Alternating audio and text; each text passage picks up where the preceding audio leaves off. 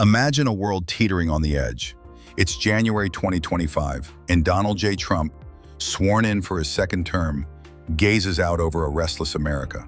The economy hums, but a storm is brewing. For years, China has loomed large.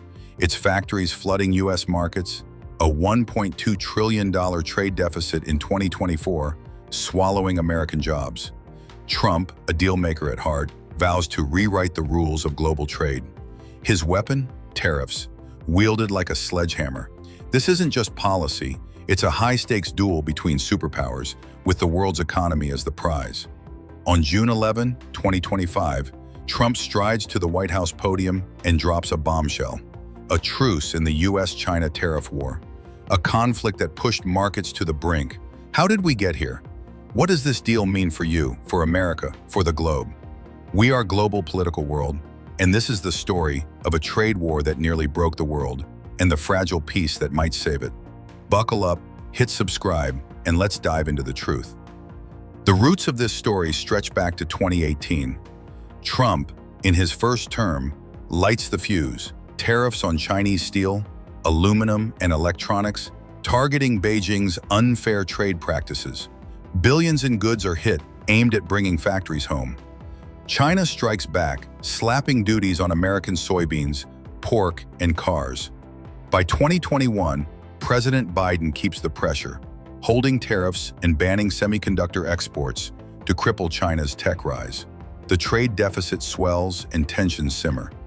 Then, 2025 changes everything. Trump, back in power, declares a national emergency on February 1st, pointing to the $1.2 trillion deficit and China's alleged role in America's fentanyl crisis. He signs Executive Order 14195, imposing a 10% tariff on Chinese imports starting February 4th. The move is bold, meant to force Beijing to act on fentanyl and boost U.S. manufacturing. China doesn't flinch. On February 10, Beijing hits American coal and natural gas with 15% tariffs, oil and farm equipment with 10%. The chessboard is set. March brings escalation. Trump raises tariffs to 20% on Chinese goods on March 4th, adding a 20% fentanyl-specific duty. China bans rare earth minerals, vital for batteries, phones, missiles, rattling U.S. tech giant. April 2nd marks Trump's Liberation Day, a 34% reciprocal tariff on Chinese imports, pushing the total to 54%. China matches it, hiking U.S. goods to 34% on April 10. The spiral accelerates. On April 9, Trump posts on Truth Social, announcing a jaw-dropping 125% tariff, bringing the total to 145%. China retaliates with 84%, then 125% on American exports. Markets implode. The S&P 500 plunges 20% in April. The Dow drops 1,640 points in a day, and Nike and Apple shed 7% overnight. American shoppers face soaring prices, clothing, electronics gone in a flash. In China, 10 to 20 million jobs vanish as exports collapse. The port of Long Beach sees 40% fewer ships. This is no longer a trade war, it's economic chaos, threatening to engulf the world. By May, the world is staggering. American families face $1,200 in extra costs, says the Tax Foundation. China's economy slips into deflation, its consumer price index down 0.1% in April, factories silent. Both nations bleed, but pride keeps them locked in battle. Behind the scenes, cracks form. Treasury Secretary Scott Bessent, a Wall Street veteran, pushes Trump to negotiate. China's Vice Premier He Lifeng, Xi Jinping's trusted ally, signals Beijing's willingness to talk. On May 10, they meet in Geneva, the first direct talks since the war erupted. The world watches breathless. Economists warn of a global recession, with the OECD slashing 2025 growth forecasts. Supply chains buckle. Rare earth bans choke U.S. tech, while Chinese goods sneak through Vietnam to dodge tariffs. The Geneva talks drag into May 11, intense but promising. Trump, on Truth Social, calls them very good, teasing a total reset. Markets twitch with hope. Then, June 11, 2025 changes everything. Trump, flanked by Commerce Secretary Howard Lutnick, steps to the White House podium. A deal, finalized in London after Geneva, pauses the trade war. The U.S. cuts tariffs on Chinese goods from 145% to 55%, keeping a 10% baseline and 20% fentanyl duty. China slashes its tariffs from 125% to 10%. Beijing lifts rare earth export bans for 6 months, easing U.S. supply chain fears. Both sides pledged to tackle fentanyl precursors, a Trump priority. The truce, effective May 14, holds for 90 days, with more talks set for July 9. Markets explode with relief. S&P 500 futures leap 3.8%, Hong Kong's Hang Seng soars. But not everyone buys the hype. On X, at Charlie St. James, one calls it a Trump cave-in. Beijing's Global Times hails a great Chinese win. Is this peace or a pause before the next storm? The truce brings relief, but the wounds are deep. In America, lower tariffs ease the $1,200 hit on households. Walmart shelves fill with cheaper Chinese goods, and Apple stabilizes iPhone prices after a 25% tariff nightmare. The S&P 500's 3.8% rally lifts spirits, and Goldman Sachs drops recession odds from 65% to 45%. But the 55% tariff on Chinese imports still burdens businesses, and Procter & Gamble's 7,000 job cuts linger. Trump touts a historic win, but shadows loom. Senators Elizabeth Warren and Chuck Schumer demand SEC probes into Trump's April 9 Truth Social post, alleging insider trading as markets swung.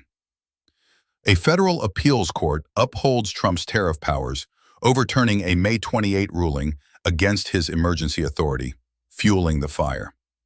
In China, the 10% tariff restores U.S. market access, saving millions of export jobs. Small businesses, battered by lost orders, see hope. But deflation grips the economy, and Xi Jinping's pivot to Europe, charming Spain and EU leaders, hints at a plan to outmaneuver U.S. pressure. The 6-month rare earth reprieve bolsters China's tech edge, with firms like DeepSeek unveiling AI to rival OpenAI. The fentanyl crackdown, though, is a sore point. U.S. letters accuse Beijing of subsidizing precursors via tax rebates. China denies it but tightens chemical rules. Both nations limp forward, the truce a fragile bridge over a chasm of distrust. Time is short, and the world's eyes are locked on what comes next. This isn't just a U.S.-China saga, it's a global upheaval. In Canada, Trump's 25% tariffs from March 4 crushed auto sales by 23%, deepening trade deficits. Mexico, hit with the same duties, reels. The U.S.-China truce offers relief, with USMCA exemptions softening the blow, but Canada's real income falls 2%, Mexico's 2.7%. The EU, staring down Trump's 50% tariff threat, breathes easier as he pauses it. German bonds rally, EU exports stabilize, but steel tariffs lurk. Japan and Vietnam, battered by 11 to 50% duties, see their tech and manufacturing sectors revive as trade steadies. Smaller nations bear the brunt.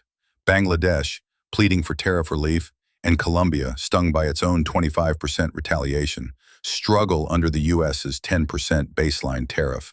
Global trade drops 5%, says CEPR, a $1.2 trillion blow. Yet some win. Britain and Turkey, facing only the 10% tariff, gain market access, their trade terms improving. Supply chains, already frayed, lose efficiency. 60% of U.S. tariffs hit intermediate goods, raising costs. California and Michigan lose 3% in real income, while global welfare dips 1.2%. The truce is a lifeline, but the world's trade map is redrawn, and the scars are far from healed. EDDC, the 90-day truce counts down to July 9, 2025, and the world holds its breath. Scott Bessent teases an extension for good faith partners, and whispers of a Trump-Xi summit grow louder. But the path is treacherous. If talks falter, tariffs could spike back to 54% for the U.S., 34% for China. The National Bureau of Economic Research warns that tariffs on inputs, not finished goods, slash U.S. wages and productivity. China's rare earth bans could return, crippling U.S. tech.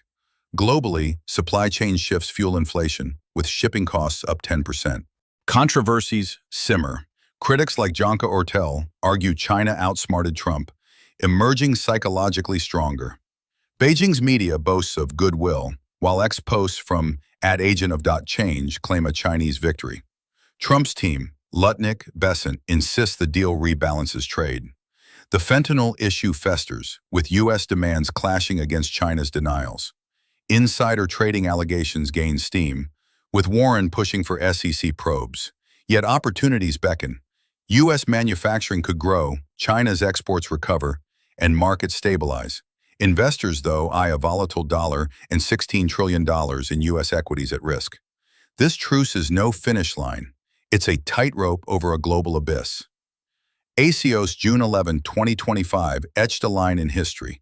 The U.S.-China tariff war, a clash that cost $1,200 per American household, erased 10 million Chinese jobs, and slashed global trade by 5%, is on hold. But the story doesn't end here. The 55% U.S. tariffs, China's 10% duties, and a July 9 deadline cast long shadows. Will Trump and Xi seal a lasting deal, or are we racing toward another economic cliff? The truth is in the numbers, the stakes, the whispers of power plays. This truce is a chance to rebuild, but only if trust prevails. Did Trump outmaneuver China, or did Beijing play the long game? Tell us in the comments, hit that like button, and subscribe for more stories that cut through the chaos. The sources, White House reports, Reuters, and more are in the description. The ships sail again, the markets climb, but the clock ticks. 90 days to shape the future of global trade. 90 days to prove peace can outlast war.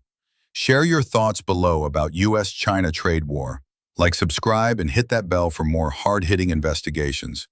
All sources are linked in the description. Check them yourself. Stay curious, stay vigilant, and never stop chasing the truth.